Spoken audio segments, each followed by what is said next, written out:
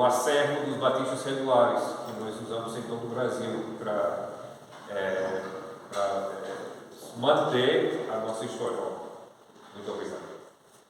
Manter a nossa história, a história do nosso movimento aqui no Brasil. E o pastor V.W. Peters, quando nós entramos na missão, ele era o administrador da América Latina. E eu tenho uma história sobre V.W. Peters que eu vou contar só amanhã na EBD. Porque nesse momento nós não temos tempo. Porque o pastor me falou que nós temos que sair daqui antes de meia-noite. Então, só amanhã na EBD que eu vou. E se eu chegar no final da EBD e esquecer de falar essa história, vocês me lembram, viu? Fala aquela história do V.W. Peters, que eu vou contar. Eu quero agradecer ao convite, na verdade, o pastor Rafael foi lá no ano passado, lá para o Maranhão, e abençoou nossas igrejas lá, nossa igreja principalmente, a Igreja Batista Regular de Bethesda. Então eu estou aqui para tentar retornar o favor. Isso é uma bênção para esta igreja, eles estejam orando que isso realmente acontece. Nós temos orado, preparado e buscado a Deus para que a gente esteja trazendo a sua palavra para esta igreja. Eu queria que os irmãos abrissem suas Bíblias no livro de Neemias.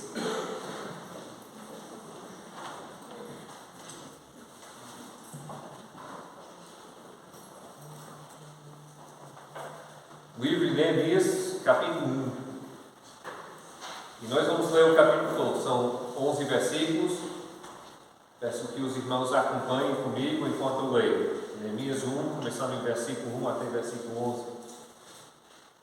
As palavras de Neemias, filho de Acalias, no mês de Quisleu, no ano 20º, estando eu na cidadela de Suzã. Veio Anani, um de meus irmãos, com alguns de Judá, então lhes perguntei pelos judeus que escaparam e que não foram levados para o exílio e acerca de Jerusalém. Disseram-me os restantes que não foram levados para o exílio e se acham lá na província, estão em grande miséria e desprezo. Os muros de Jerusalém estão derribados e as suas portas queimadas a fogo. Tendo eu ouvido estas palavras, assentei-me e chorei, e lamentei por alguns dias, e estive jejuando e orando perante o Deus dos céus. E disse: Senhor, Deus dos céus, Deus grande e temível, que guardas a aliança e a misericórdia para com aqueles que te amam e guardam os teus mandamentos. Estejam, pois, atentos os teus ouvidos e os teus olhos abertos, para acudires à oração do teu servo, que hoje faço a tua presença, dia e noite, pelos filhos de Israel, teus servos. E faço confissão pelos pecados dos filhos de Israel, que temos cometido contra ti, pois eu e a casa de meu pai temos pecado. Temos procedido de todo corruptamente contra ti, não temos guardado os mandamentos, nem os estatutos, nem os juízos, que ordenaste a Moisés, teu servo. Lembra-te da palavra que ordenaste a Moisés, teu servo, dizendo: se transgredires, eu vos espalharei por entre os povos. Mas, se vos converterdes a mim, e guardardes os meus mandamentos, e os cumprirdes, então ainda que os vossos rejeitados estejam pelas estrelas do céu, de lá os ajuntarei e os trarei para o lugar que tenho escolhido, para ali fazer habitar o meu nome. Estes ainda são teus servos e o teu povo, que resgataste com teu grande poder e com tua mão poderosa. Senhor, estejam, pois, atentos os teus ouvidos à oração do teu servo e à dos teus servos que se agradam de temer o teu nome. Concede que seja bem sucedido hoje o teu servo e dá-lhe mercê perante este homem. Nesse tempo eu era copeiro do rei. Oremos. Senhor, nós te pedimos nesse momento a orientação e a capacitação do teu Espírito Santo, enquanto nós abrimos a tua palavra inspirada pelo seu Espírito Santo.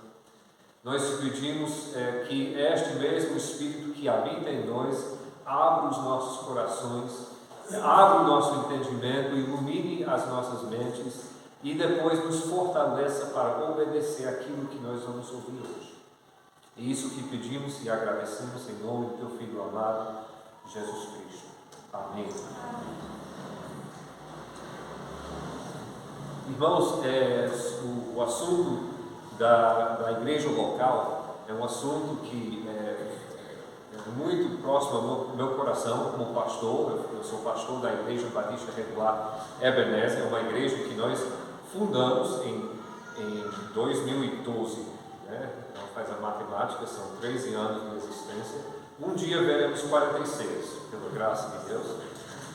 Mas estamos com 13 anos de existência e ao longo desse tempo Deus tem me dado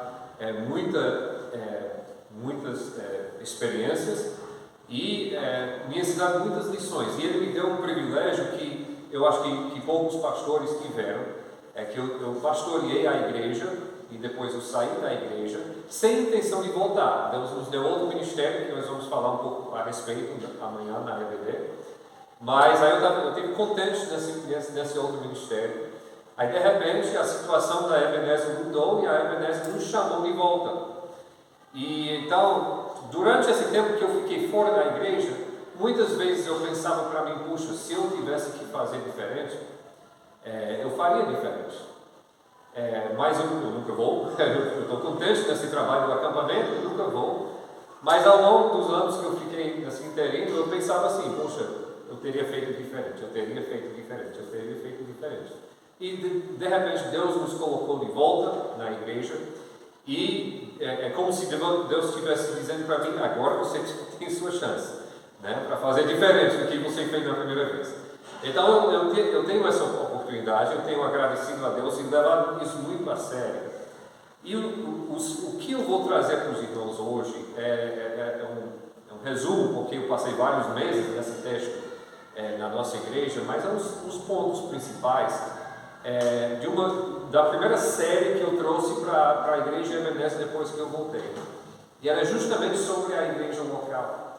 Agora eu gostaria de pegar a carona aqui com o nosso texto principal, nosso tema da semana, Colossenses 1:25, regozijo-me agora no que padeço por vós e na minha carne, cumpro o resto das aflições de Cristo, pelo seu corpo, que é a igreja.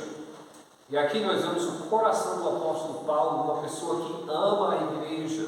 Ele ama a igreja ao ponto de sofrer aflições, e nós sabemos as aflições que o apóstolo Paulo sofreu, por conta dessa igreja de Cristo. Agora, por que o apóstolo Paulo amava tanto a igreja?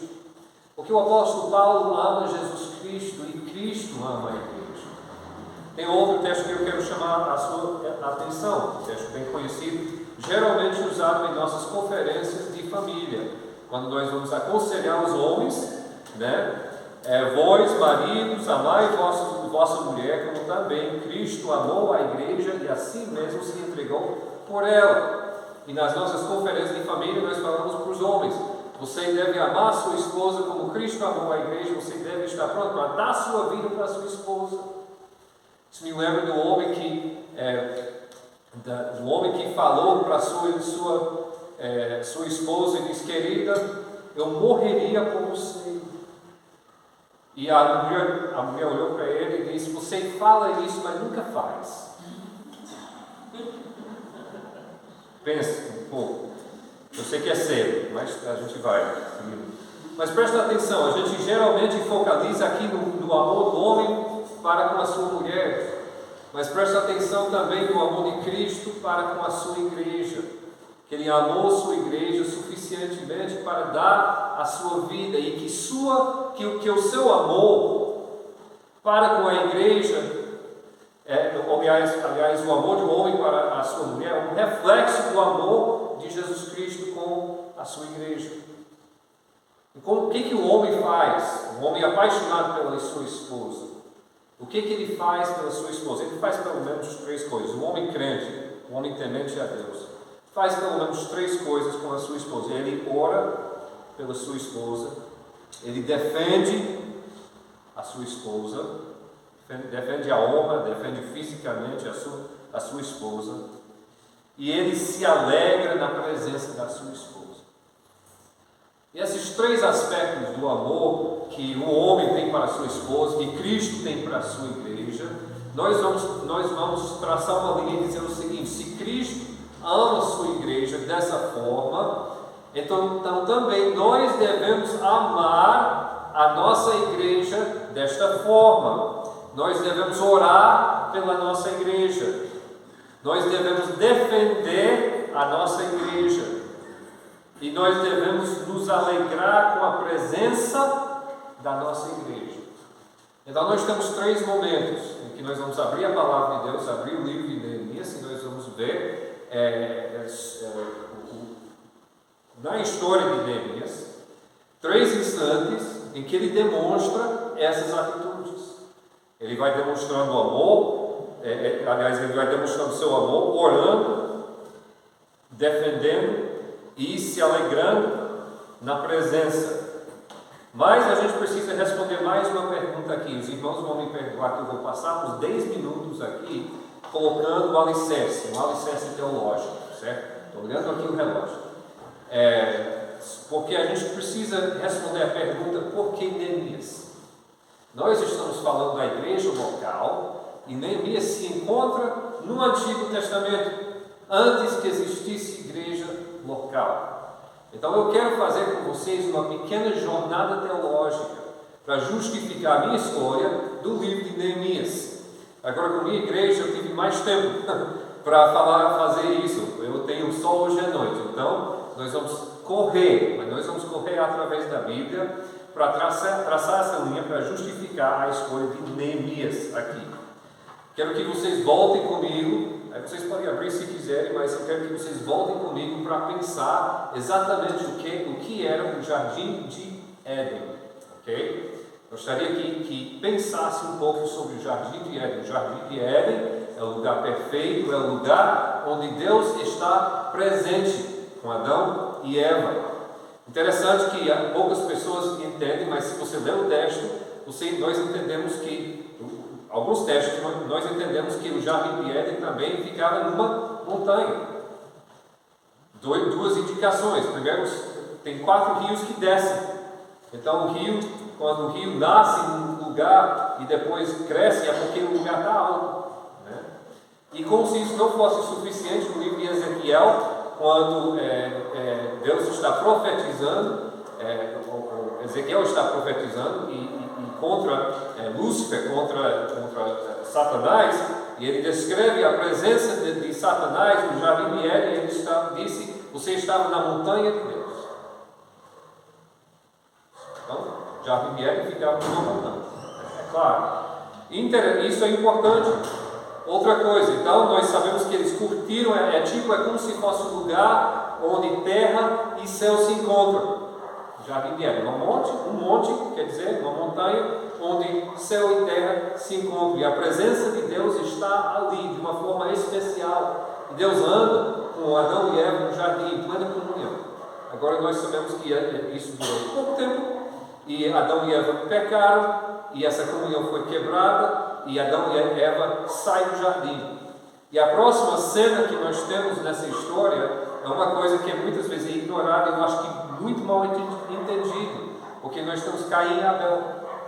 E eu creio, se você realmente quer entender a história de Caim e Abel, vocês vão procurar entendê-lo como uma tentativa de voltar ao Jardim de Éden. Porque lembra que Eva teve a promessa que um descendente dela ia ferir a cabeça da serpente, né? E a serpente feriu o calcanhar. Então, quando ela tem um filho, inclusive quando nasce Caim, a expressão dela, eu recebi o homem do Senhor, pode ser entendido como eu recebi o homem do Senhor. Ou seja, essa aí, pronto, Deus está cumprindo suas promessas, nós vamos voltar. E essa cena do sacrifício nada mais é, ao meu ver, nada mais é do que um momento em que Caim, que tem sido treinado na área de horticultura, por quê? Porque isso que se faz no jardim. E ele está lá oferecendo essas frutas para dizer para Deus: olha como eu serei um excelente jardineiro. Mais ou menos. Só que Abel compreendeu a tarefa. E ele compreendeu propositalmente, porque no livro de Hebreus ele diz: pela fé, Abel ofereceu um sacrifício melhor, e ele oferece então um sacrifício de sangue. E Deus, de alguma forma, aprova isso. Eu tenho por mim, na minha mente, eu vou explicar porque daqui a pouco, que isso aconteceu na frente do jardim, talvez em vista dos querubins. Nós vamos voltar ao jardim, nós estamos prontos e nós vamos voltar ao jardim de Éden, só que não aconteceu. Deus aprovou o sacrifício de Abel, mas Caim, que vê seu momento de glória caindo por terra, o que ele faz? Ele vira o primeiro assassino e mata seu irmão e desanda tudo, né? Aí continua, você passa pela frente, nós vamos passar bastante tempo pela frente, e Deus escolhe seu povo Israel, e nós vamos voltar um pouco sobre isso depois, mas Deus estabelece então uma adoração. Essa adoração ele constrói um tabernáculo, e esse tabernáculo, se você olhar o texto, irmãos, esse tabernáculo nada mais é do que uma réplica do jardim de Éden. Se você olhar, as partes exteriores são decoradas com frutas e árvores. No meio do tabernáculo lá tem o quê? Não, pastor, mas é um castiçal. É um castiçal, mas veja que esse castiçal tem galhos, e tem folhas, e tem frutas. É uma árvore. No meio do jardim. No meio do tabernáculo. E lá dentro tem a presença de Deus. Agora, a presença de Deus fechado com uma cortina grande e guardado por quê? 2 querubins. E ao lado de fora nós temos o quê? O altar. Olhando para dentro. Eu penso, porque foi Moisés que escreveu Gênesis e Moisés que escreveu o resto do Pentateuco. Eu acho que Moisés está ali recriando a cena daquele primeiro sacrifício. Isso é uma opinião minha. Você pode não concordar, nós dois vamos chegar no céu e você vai ver que eu estou certo. Mas veja bem, eu quero que vocês pensem o que acontece quando a adoração do tabernáculo é inaugurada. O que acontece? Sai fumaça e nuvem do céu. Deus chega e confirma de uma... desculpe, abri parênteses aqui. Português é minha segunda língua, né? Eu converso normal, mas às vezes eu chego aqui. Se sai uma coisa estranha, não é dom de línguas. Aliás, dom de línguas é uma língua conhecida e nós temos intérprete. Então, dá para... É bíblico isso aqui, certo? Então, vou logo pedindo desculpa. Desce a fumaça, certo? E Deus inaugura, confirma que esta é a forma que ele será adorado. Existe muita outra coisa ali, eu vou correr para frente, mas pesquise isso, porque isso é muito interessante, tem muito mais ali, muito mais do que eu tenho tempo. Você pode dizer, mas pastor André, esse tempo todo você não tem falado nada de Jerusalém. Paciência, vamos voltar um pouco no tempo, porque antes do povo de Israel chegar nesse ponto, começou com Abraão. E Abraão está andando, obedecendo a Deus, ele obedece a Deus. Deus atribui a sua fé como justiça, né? E ele vai seguindo os caminhos de Deus, e ele se envolve numa guerra. Em Gênesis capítulo 14, ele se envolve numa guerra, e ele ganha essa guerra, e eles se encontram na frente de uma cidade, e essa cidade se chama, no nosso texto, Salém, né? Shalom, ou seja, paz. Mais tarde essa cidade é chamada Jerusalém, né? Professor de hebraico aqui, eu assassinei isso, eu sei, mas Jerusalém, ou seja, cidade da paz. E nessa cidade encontra-se um sacerdote do Deus vivo. Por que um sacerdote de Jeová nessa cidade? Essa é outra melhor, certo? Então depois, se vocês quiserem conversar comigo, a gente conversa. Mas o ponto é que ali chega Abraão, e o que ele faz ali? Ele adora a Deus, é um sacrifício, Deus é adorado e ele paga seus dízimos ali, né? Na cidade de Jerusalém. Passa pela frente, né? Nós chegamos na terra prometida, nós temos o povo de Israel lutando para ocupar a terra que Deus lhes deu, né? E existe lá a cidade de Jerusalém, e várias vezes no livro de Juízes Eles tentam conquistar Jerusalém e ou não conseguem, ou conseguem, mas não conseguem expulsar os povos. E Jerusalém continua pagão até os tempos de Davi. Agora, Davi é fascinante. Ali é outros 500 que a gente poderia falar, mas só deixa eu dizer, Davi é um antecessor físico e também espiritual de Jesus Cristo.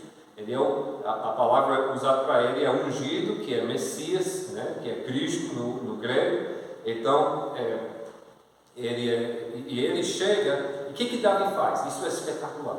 Davi conquista Jerusalém, ou seja, a cidade da paz, e a primeira coisa, depois que ele conquista Jerusalém, ele faz o quê?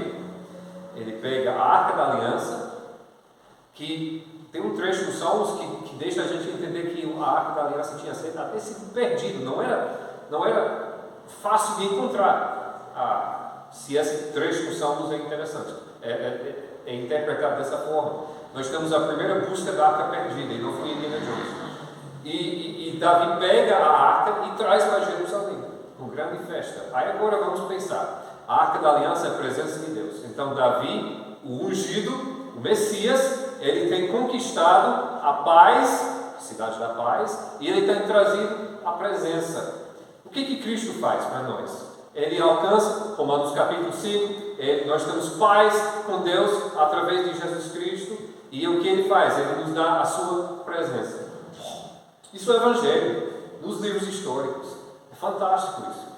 Mas é Jerusalém. O filho dele constrói o templo, inaugura o templo. Então, é o tabernáculo, só que construído em pedra. É o mesmo jardim de Éden, só que construído em pedra. E quando eles têm a inauguração, o que acontece? Fogo, nuvem, vento e a confirmação de Deus. Certo? Passa pela frente. O povo de Deus vai desobedecendo a Deus, e entra em cativeiro, e o templo é destruído. Isso é um momento traumático para o povo de Israel, mas é interessante que o povo de Israel em exílio ainda ora em direção, e nós temos o exemplo de Daniel, que vai orando na direção de Jerusalém, porque toda a sua adoração é centrada em Jerusalém. Ao longo da sua história, a cidade de Jerusalém tem sido o lugar onde o povo congrega e onde o povo adora a Deus, onde eles congregam para adorar a Deus. Certo? O que é a igreja local? É onde nós congregamos para adorar a Deus. Então já nós temos uma ligação. Mas vai muito além disso, porque aqui em Esdras, no tempo de Esdras e Neemias, o povo volta, eles constroem o templo. É uma pobre representação do templo antigo. E interessante, na inauguração desse templo, algo acontece? Nada. E é muito provável, quase garantido, que a Arca da Aliança não estava. No templo de Jesus Cristo, muito provável que a Arca da Aliança não estava no templo. Historicamente, pelo que a gente vê aqui, a Arca muito provavelmente não estava presente. Independente, Jerusalém continua sendo o lugar da congregação, até que chega Jesus Cristo. E Jesus Cristo fala para a mulher, em João capítulo 4, nem nessa monte, nem em Jerusalém, mas Deus está procurando adoradores que o adorarão em espírito e em verdade. E Jesus Cristo morre, e quando ele morre, no momento que para mim é o auge das Escrituras, esse momento, eu creio que é o momento que Satanás entendeu pela primeira vez que ele tinha cometido uma grande besteira em crucificar Jesus Cristo, porque Jesus Cristo está lá na cruz, entregando seu Espírito, e o que acontece? Aquela cortina no Santo Santuário racha no meio. Eu fico arrepiado, vocês falam isso aqui no Pará, eu fico arrepiado cada vez que eu, no Paraná, cada vez que eu leio isso, esse texto, a cortina, isso é tão significativo. A comunhão, aquilo que separava, já rasgava. Aí Jesus é sepultado, ele ressuscita, e ele fala, chegando em Atos capítulo 1, ele diz para os seus discípulos: aguardem aqui onde? Jerusalém. 12 minutos, 10 não, 12. Duas coisas que eu esqueci de falar. Vocês sabem, Gênesis, volta para Gênesis, tem uma coisa. Em Gênesis capítulo 22, então nós temos Abraão, Deus manda ele fazer um sacrifício.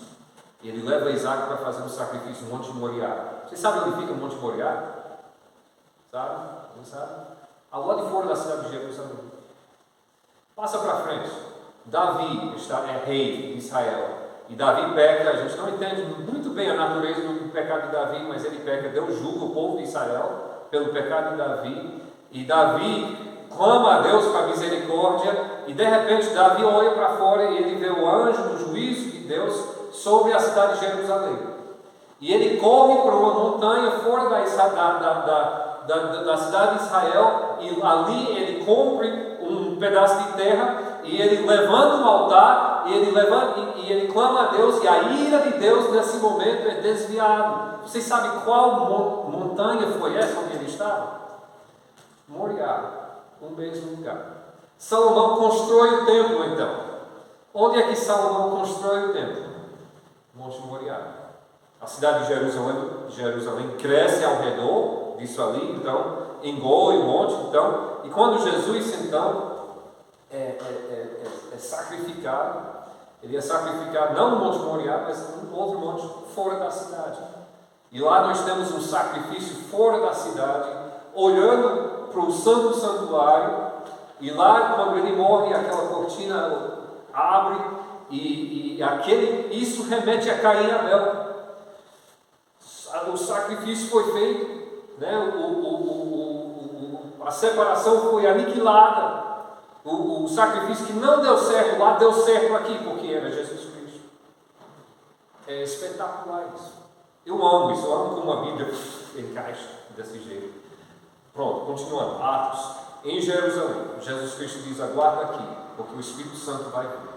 Então nós temos um grupo de crentes em Jesus Cristo, sentado naquela sala, orando, e o que acontece? Fumaça, fogo, vento. O que está acontecendo aqui? Jesus Cristo está inaugurando o seu novo templo. Qual é o seu novo templo? Nós, crentes em Jesus Cristo. Mas pastor, isso não aconteceu quando eu me converti? Língua de fogo, nem nada, nem falei em línguas, como é que é? Porque era uma vez, que nem a inauguração do tabernáculo, que nem a inauguração do templo. Era uma vez, mas é Jesus Cristo inaugurando sua habitação agora. Jesus Cristo habitou entre o povo de Israel, ele habita em nós. Onde é que isso deixa Jerusalém? Isso é muito interessante, porque em Atos, vamos lá em Atos capítulo 1, rapidinho.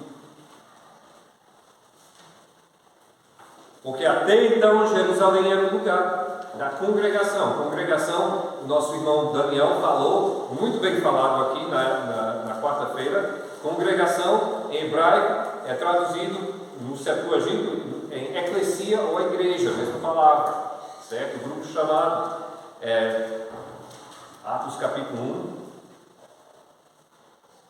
1, Jesus Cristo falando para os seus discípulos.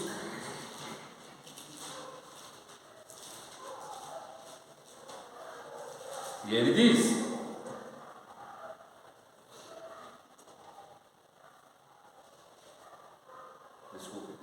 começando no versículo 6: Então os que estavam reunidos lhe perguntaram ao Senhor: será este o tempo em que restaures o reino a Israel? Nota que Jesus não disse: eu nunca vou restaurar o reino a Israel. Ele não fala isso, muito importante.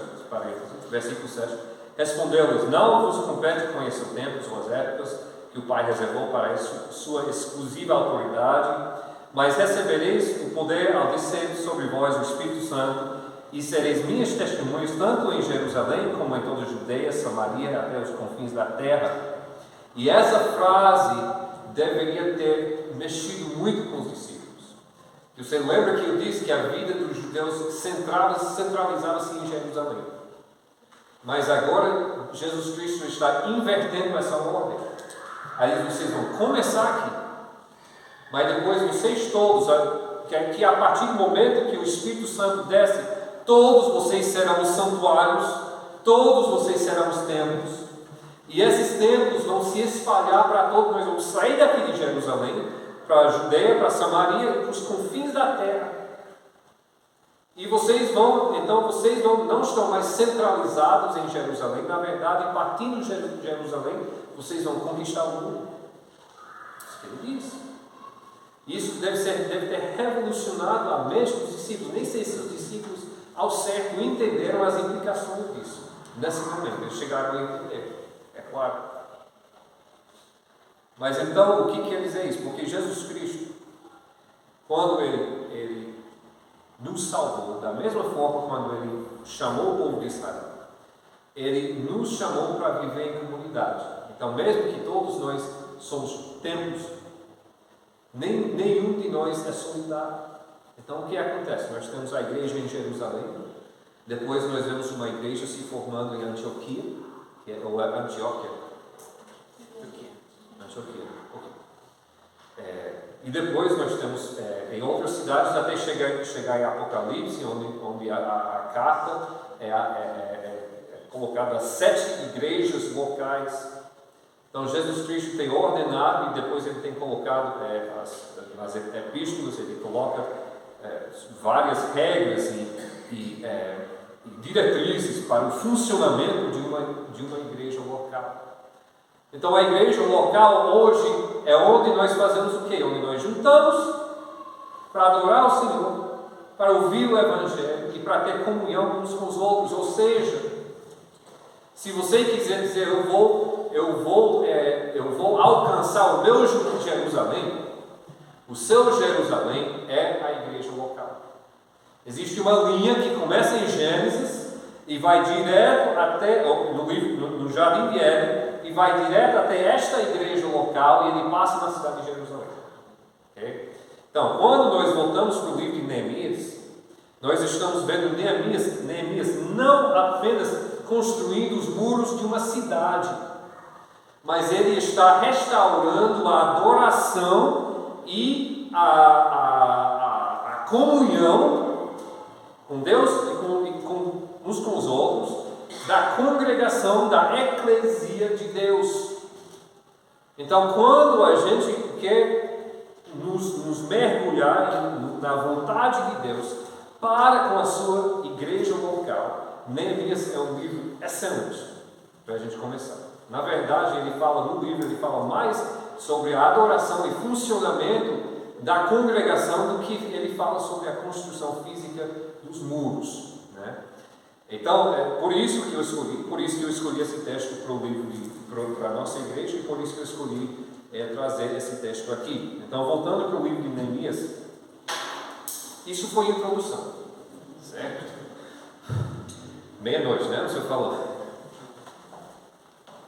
Nós temos aqui o título, se vocês estão anotando, né? Nós temos a nossa primeira parte de como orar pela sua igreja. Porque Neemias, quando ele recebe a notícia da situação precária de sua igreja local, da cidade de Jerusalém, lugar que Deus tinha ordenado para que onde a sua adoração acontecesse, a primeira coisa que ele faz é que ele cai de joelhos. Isso já é uma lição. Isso não é o primeiro ponto nem o segundo ponto, mas isso já é uma lição. Quando existem problemas na igreja local, eu vou colocar uma coisa aqui, na igreja local sempre tem problemas. Eu tenho sido pastor durante muitos anos, Deus tem trazido tempos bons e tempos ruins, mas eu não posso apontar nenhum ponto da história da nossa igreja e dizer, houve um tempo quando não tinha problemas. Então sempre tem. E confrontados com os problemas da igreja local, nossa primeira responsabilidade, eu falo nosso, pastor, diácono, membro, professor de EBD, líder da mocidade, jovem da mocidade, qualquer santo da terceira idade, criança, todo o nosso primeiro instinto deve ser cair de joelhos para orar. Isso que ele faz. E eu quero olhar hoje a 4 aspectos dessa oração, no tempo que nos resta. 4 aspectos dessa oração que são importantes para toda e qualquer igreja. Quando nós vamos orar pela nossa igreja, nós precisamos orar com essas três atitudes, esses três aspectos. Nossa oração deve incluir, eu disse três, né? São quatro aspectos. O primeiro, em versículo 5, diz o seguinte: Ah, Senhor, Deus dos céus, Deus grande e terrível, que guardas o conserto e a benignidade para com aqueles que te amam e guardam os teus mandamentos. Essa frase é muito interessante. Ele está começando aqui com uma declaração da glória de Deus. E aqui demonstra o motivo principal que ele está fazendo isso, o motivo que traz a sua tristeza, é o motivo que levou Davi a lutar contra Golias, é o motivo que deve levar todo e qualquer missionário que se levantar a sair, é porque existem lugares onde Deus não está sendo glorificado. E ele está muito triste porque no lugar do mundo onde Deus deveria sempre estar sendo glorificado, que é Jerusalém, Deus não está sendo glorificado. E à medida que isso acontece em nossas igrejas locais, também deveria nos entristecer da mesma forma. Se está acontecendo alguma coisa em nossa igreja que não está glorificando a Deus, isso deve nos causar grande tristeza. Ele entende que a preocupação principal que Deus tem para com a igreja é pela sua própria glória.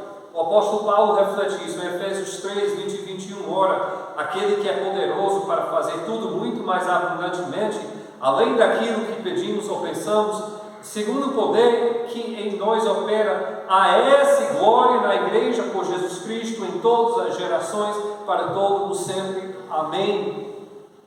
A essa glória na igreja por Jesus Cristo.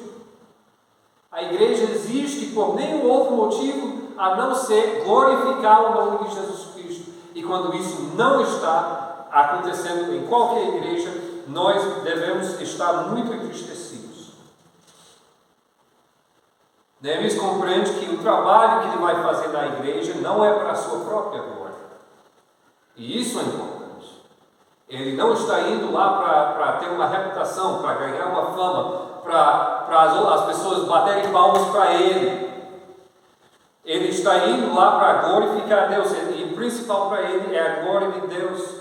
Eu acho interessante o apóstolo Paulo em Efésios capítulo 1, onde o apóstolo Paulo diz, ele está preso, ele diz: tem gente da igreja que está utilizando da minha infelicidade aqui, da minha situação precária, para se exaltar. Mas ele diz: eu não me importo com isso. Por quê? Ele diz em Efésios 1:18: mas que importa, contando que Cristo seja anunciado de toda maneira, ou com fingimento ou em verdade, nisto me regozijarei ainda. Eu confesso, irmãos, que é muito difícil eu chegar com essa atitude de irmão Paulo. Olha, as pessoas podem estar fazendo coisa para mim prejudicar, mas Cristo sendo glorificado, eu estou contente.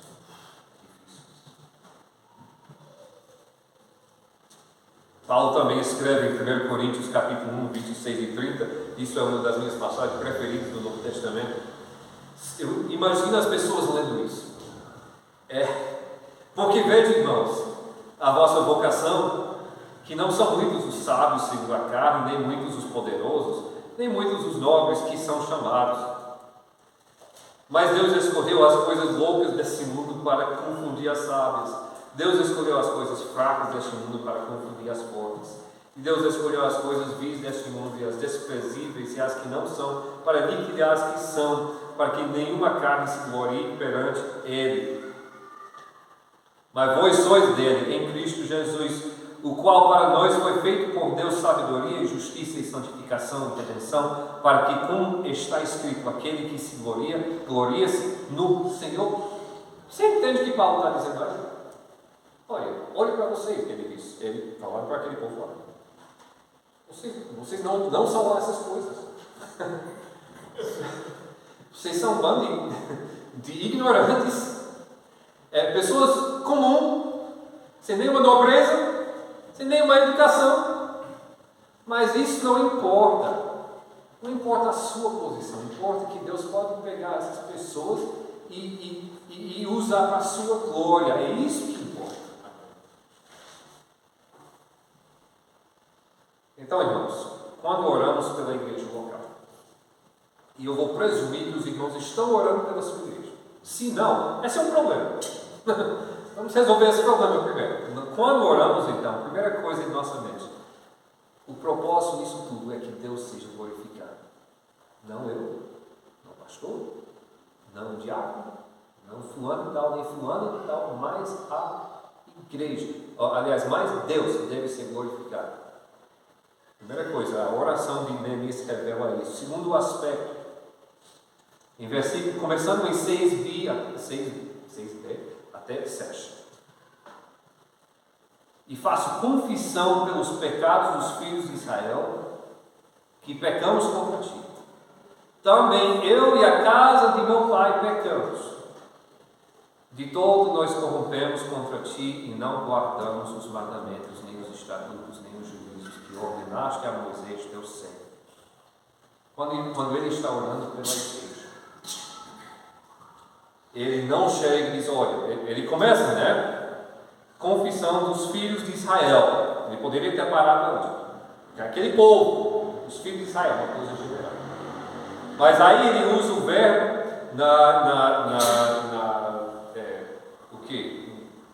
na primeira pessoa do plural. Pecamos. Isso incluiria ele. E para não deixar dúvida, ele diz o quê? Também eu e a casa do meu pai pecamos. Entenda bem, quando ele se põe de joelhos para a sua igreja, ele procura no seu coração a parcela de culpa que lhe pertence. O problema. O foco dele, ele vai encontrar nesse livro muita gente que vão dar muito trabalho para ele, mas o foco dele na sua oração não é esse povo. O foco dele é sua própria condição de pecado. E como é que nós esperamos que Deus vai fazer alguma coisa na igreja quando nós não temos a capacidade de deixar fazer alguma coisa em nosso coração?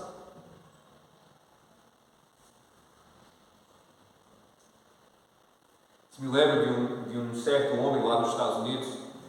Meu pai contava essa história de um certo homem que pastoreava uma igreja, um pastor de uma igreja pequena, rural, lá na parte do norte dos Estados Unidos. Ele tinha um senhor nessa igreja, e o pastor levantava para pregar no domingo, e depois de pregar, como é costume de lá, o pastor vai para a porta e recebe as pessoas saindo, né?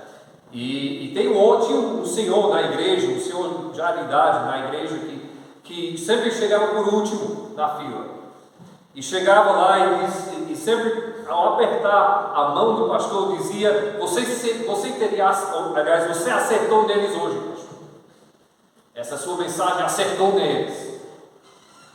Todo domingo era assim. Só que o pastor conhecia esse homem, sabia a vida desse homem, sabia que a vida dele diante de Deus não era lá essas coisas, mas ele estava sempre focalizado nos outros. Você acertou neles hoje, pastor.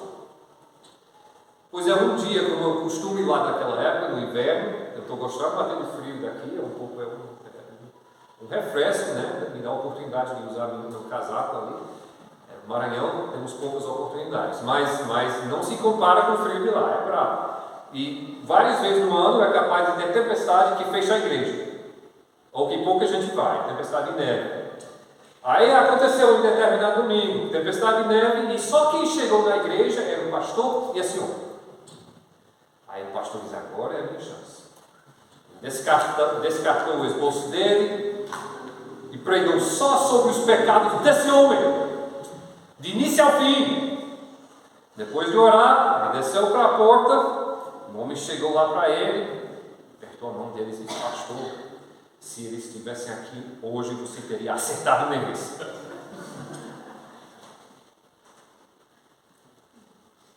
Infelizmente, essa atitude, eu confesso que eu tenho tido essa atitude de olhar para os outros e dizer: o problema é deles.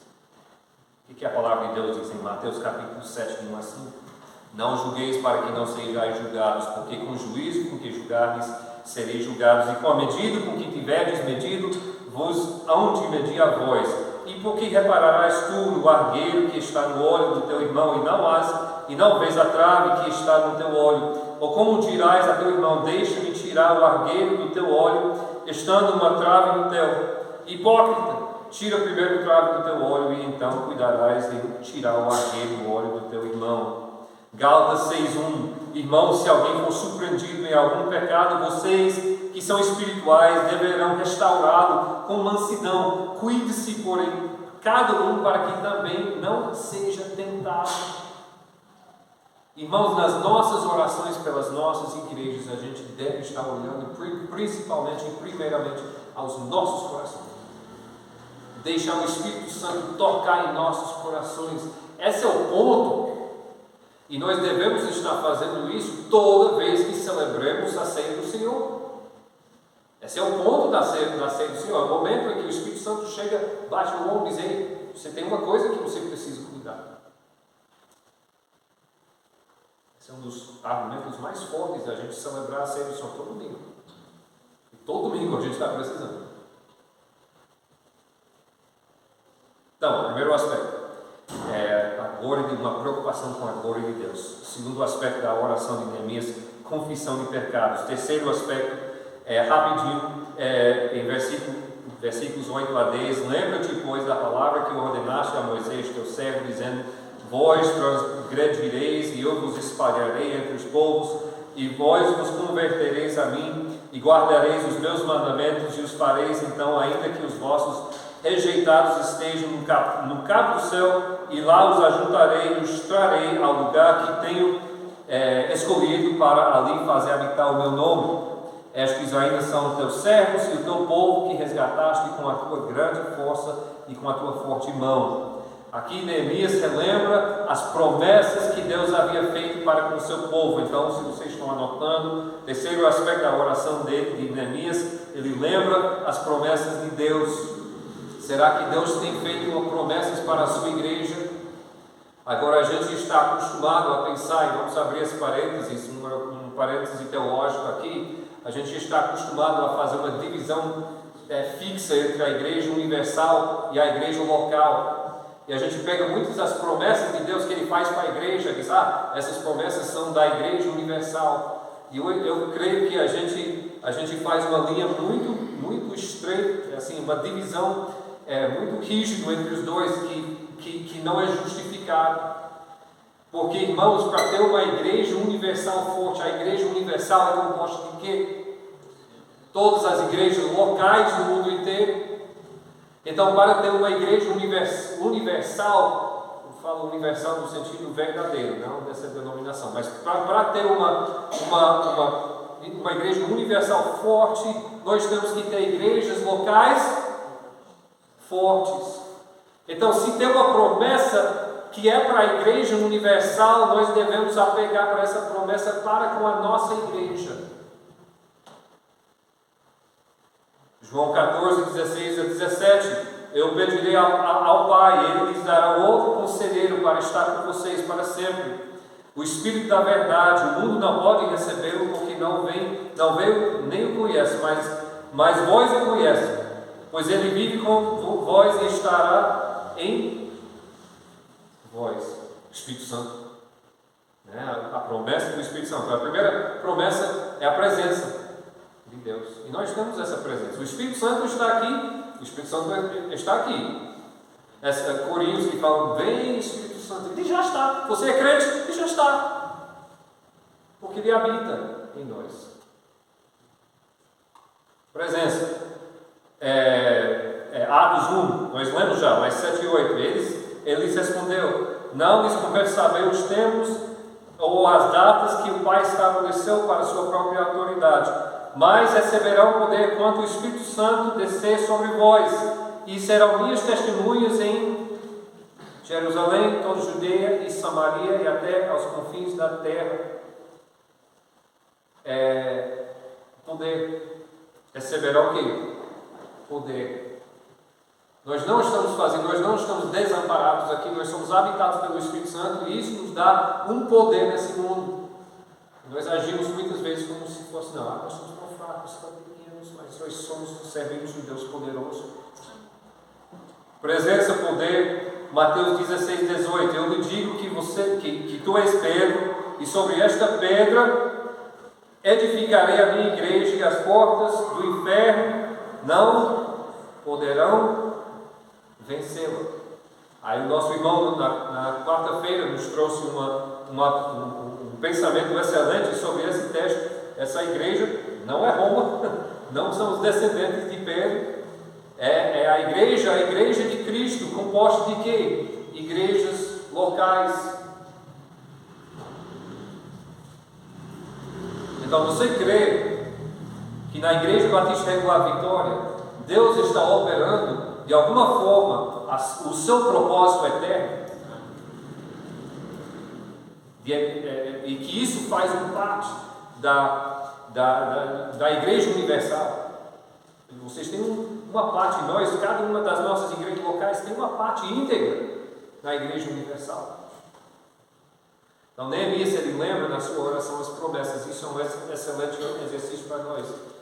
Senhor Deus, na nossa igreja, nós temos essa promessa da Tua presença, nós temos a promessa do Teu poder, nós temos a promessa da perseverança da Tua igreja. Então manifeste isso, Senhor Deus, na Tua igreja local, Igreja Batista Regular Vitória. Quarto aspecto. Isso aqui é importante, muito importante. Versículo 11, Neemias capítulo 1. Senhor, estejam, pois, atentos os teus ouvidos, e a oração do teu servo, e a oração dos teus servos que desejam temer o teu nome, e faze prosperar hoje o teu servo, e dá-lhe graça perante este homem. Então era o copeiro do rei. Eu quero frisar essa frase aqui. E faz prosperar hoje o teu servo. Quem é o teu servo? Eu. E faça prosperar e dá-lhe graça perante esse homem. Neemias já estava pensando em que ele poderia fazer. Quarto aspecto da oração. A nossa oração não pode apenas ficar na teoria. Tem que incluir compromisso pessoal. Tem que incluir compromisso pessoal. Ele não está chegando dizendo: Senhor Deus, levante alguém. Senhor Deus, depois de terminar essa oração, eu vou ligar para o pastor para ele resolver. Ou vou falar para o diácono resolver esse problema. Aí ele liga para o diácono, o que o diácono faz? O diácono liga para o pastor. Né? Isso é o sinal que o pastor já no microfone já foi.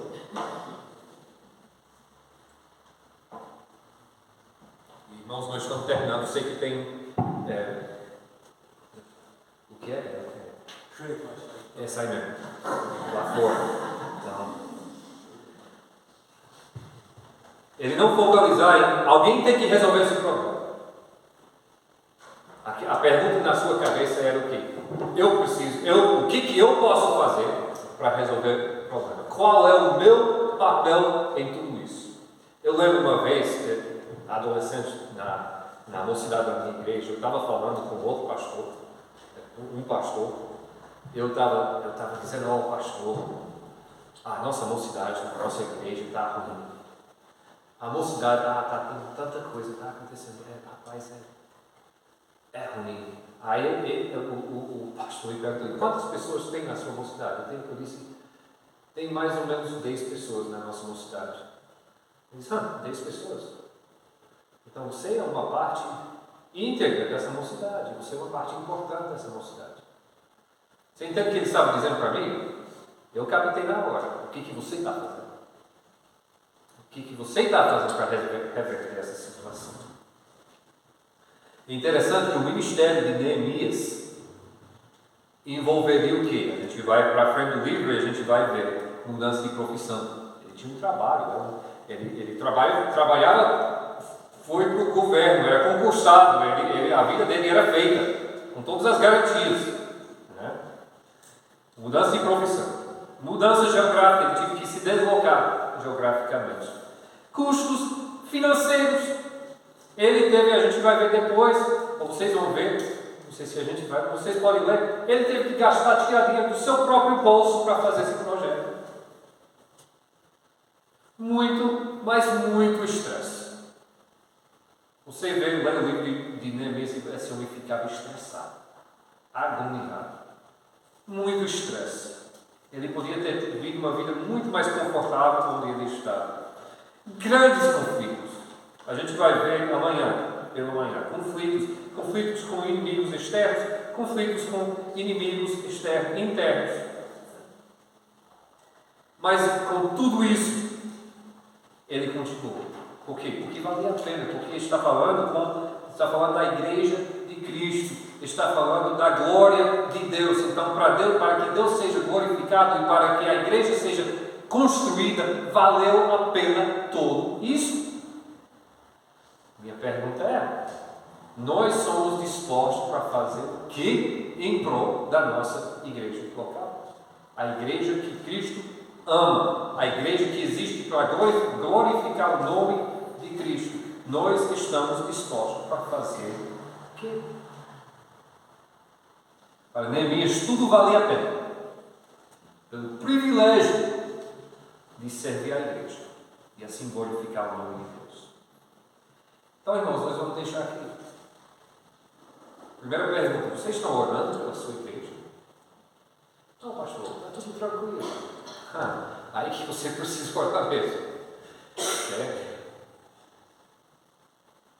Mas vocês estão orando pela sua igreja e na sua oração, a sua preocupação principal é a glória de Deus. Na sua oração, na sua atuação da igreja, a sua preocupação principal é a glória de Deus. Na sua oração, você pede a Deus revelar e cuidar, e o Espírito Santo tocar no seu coração para apontar aqueles pecados seus que estão contribuindo para os problemas da igreja. Na sua oração, vocês estão voltando para as Escrituras para ver as promessas de Deus para com a sua igreja.